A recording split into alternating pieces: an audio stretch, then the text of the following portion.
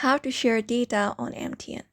Hello everybody, if you guys are wondering how you can transfer data on MTN, you may follow up these steps. So first thing first is you may open up the phone application and then switch over to the keypad section where you can type in numbers.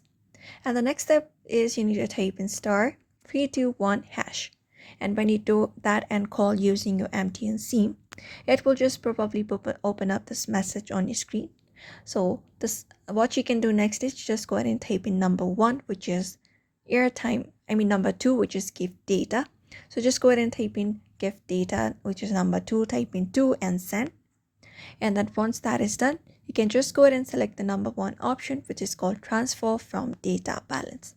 So just go ahead and type in 1 and send again.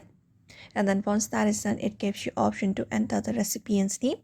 So just go ahead and enter up the recipient's number right here. After that, click on send again.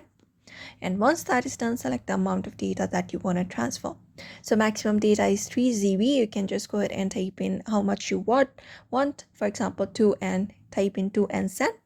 And once that is done, you will be gifting that much amount of MB that you would like to share or transfer to the particular number.